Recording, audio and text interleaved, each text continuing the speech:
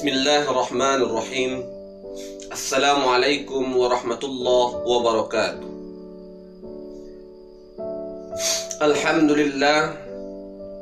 Alhamdulillahilladzi arsala rasulahu bil huda wa dinil haq liyuzhirahu 'alad dini kulli walau karihal musyrikun.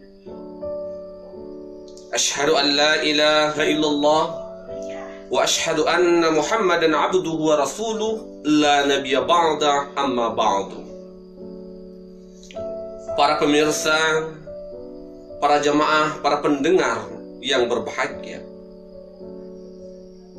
pertama dan utama marilah kita senantiasa bersyukur kehadirat Allah Subhanahu wa taala, karena Allah telah memberikan nikmat kepada kita, baik itu nikmat kesehatan, nikmat kesempatan, sehingga kita dapat menikmati indahnya ciptaan-ciptaan Allah pada kesempatan kali ini.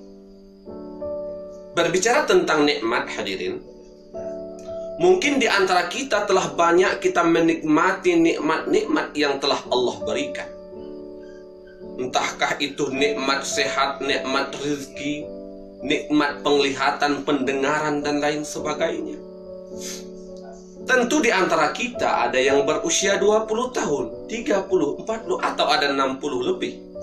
Selama usia kita yang kita lalui itu, tentu telah banyak nikmat Allah yang kita nikmati dan kita lalui. Pertanyaan besar bagi kita, adakah kita mensyukuri nikmat yang telah Allah berikan kepada kita? Atau kita menjadi orang-orang yang ingkar dan kufur? Mari kita senantiasa mensyukuri nikmat yang telah Allah berikan, sehingga kita menjadi hamba Allah yang senantiasa berada dalam lindungan Allah Subhanahu wa taala. Salawat dan salam kita aturkan buat baginda Muhammad sallallahu alaihi wasallam, rahmatan lil alamin, karena beliau sosok pejuang Islam, sosok pemimpin yang berprestasi, yang memiliki teladan yang cukup luar biasa, yang amat luar biasa, sehingga barang siapa pemimpin saat sekarang ini mengikuti cara dan metode beliau, insya Allah bangsanya akan menang. Para pendengar yang berbahagia, kesempatan kali ini kita senantiasa melihat di mana-mana di antara kita yang telah terlena dalam yang bersifat dunia. Banyak di antara kita yang mencari nafkah, baik itu di wilayah tempat tinggalnya, bahkan ada yang keluar negeri, demi untuk mencukupi, memenuhi, dan membuat harta kekayaan yang menjadi menumpuk. Banyak yang terjadi, sehingga kita terlena dengan pekerjaan-pekerjaan masing-masing, sehingga kita lupa bahwasanya kita ini hidup di dunia ini hanya sementara, dan kita akan kembali kepada Sang Pencipta. Kullu mauludin yuladun alal fitrah. Mereka lupa terhadap anaknya, sedangkan anak diciptakan itu dalam keadaan suci, orang tuanya yang menjadikan ia seorang Yahudi dan Nasrani. Mereka lupa terhadap ciptaan dan lupa terhadap bagaimana Allah menciptakannya. Wa ma khalaqtul jin wal ins illa liya'budun.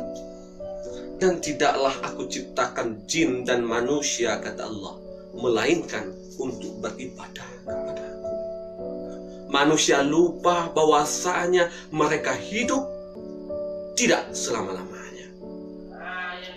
Kullu nafsin za'iqatul maut. Setiap yang bernyawa pasti merasakan yang namanya mati. Hadirin, pada kesempatan kali ini ada beberapa hal yang ingin saya sampaikan yang berhubungan dengan rezeki, supaya kita tidak terlena.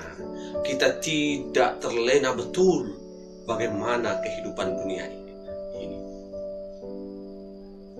Berbicara tentang rezeki, hadirin, rezeki tidak terluput dari usaha manusia, tidak luput dari doanya manusia, dan tidak luput dari takdirnya Allah Subhanahu wa Ta'ala.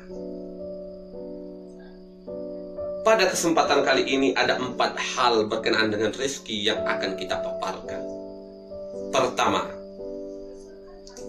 kita harus ingat dan tahu dan yakin bahwasanya setiap manusia, siapapun dia, entahkah ia bersuku kulit hitam, kulit putih, berbangsa Indonesia, Singapura, Amerika, Belanda, dan lain sebagainya, yang namanya manusia sudah mempunyai yang namanya rezeki. Baik itu rezeki dalam kehidupannya yang ia usahakan ataupun yang tidak ia usahakan. Sebagaimana firman Allah Subhanahu wa Ta'ala dalam surat At-Tin,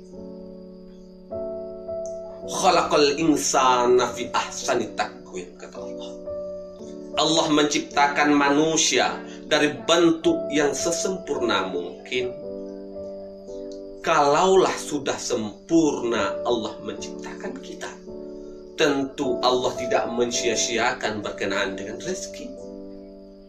Allah telah memberikan rezeki untuk kita, baik itu rezeki yang kita usahakan atau yang tidak. Umpamanya hadirin, kalau orang tua, kalau sudah mempunyai anak, pasti orang tua akan memikirkan bagaimana memberikan belanja untuk anaknya, sehingga anaknya tidak ketinggalan dengan orang yang lain. Begitu pula dengan Allah Subhanahu wa Ta'ala. Kalau kita sudah ada di muka bumi ini, rezeki pastilah Allah berikan kepada kita. Itu sebabnya yang namanya manusia pasti memiliki rezeki. Namun memang terjadi, ada yang memiliki rezeki yang banyak, ada yang sedikit. Itu tergantung pada manusia itu sendiri. Yang kedua hadirin, rezeki Allah berikan kepada orang-orang yang selalu berusaha kepadanya. Kalau kita hanya semata-mata berdoa dan mengharap dari Allah, kalau kita tidak berusaha, maka rezeki itu tidak akan kita miliki, tidak akan kita peroleh. Sesungguhnya Allah tidak akan mengubah nasib suatu kaum kecuali kaum itu sendiri yang mengubahnya.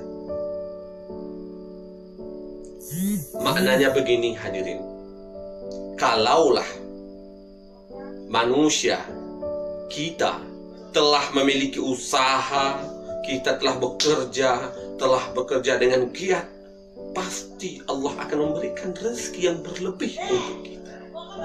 Namun kebanyakan di antara kita hadirin, manusia ini tidak mau bekerja, mereka malas, sedangkan mereka mengharapkan rezeki yang banyak. Itu yang terjadi di sekitar kita. Untuk itu senantiasalah kita selalu berusaha, bekerja, sehingga nikmat Allah bertambah untuk kita. Itu yang kedua hadirin. Yang ketiga, rezeki Allah berikan kepada orang-orang yang senantiasa bersyukur kepadanya. Kalau kita sudah mempunyai sawah, ladang, mobil, harta, kalau kita bersyukur kata Allah, Allah tambah nikmat itu. Seandainya kendaraannya tidak bertambah, hartanya tidak bertambah, tapi barokahnya Allah tambahkan untuk kita. Hal ini senada dengan firman Allah, la in syakartum la azidannakum wa la in kafartum inna azabi lasyadid. Barang siapa yang mensyukuri nikmat yang aku berikan kata Allah, maka akan aku tambah. Tetapi siapa yang engkar, hati-hati, azabku amat pedih.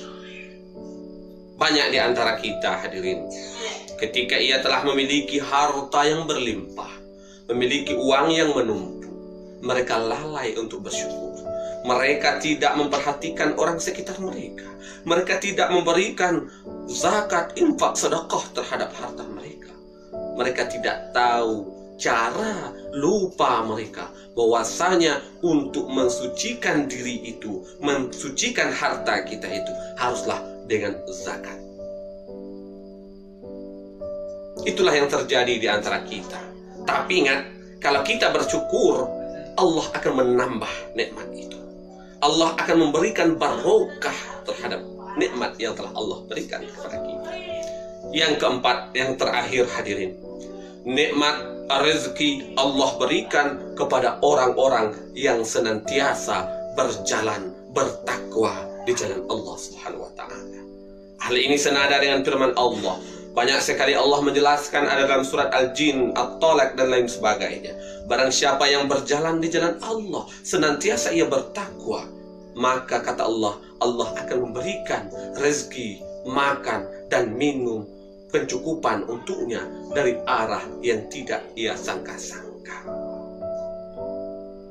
Hadirin wal hadirat, para pendengar, para pemirsa yang berbahagia, marilah kita yakini 4 hal ini. Kita kerjakan 4 hal ini. Pertama, yakinlah bahwa setiapnya manusia memiliki rezeki.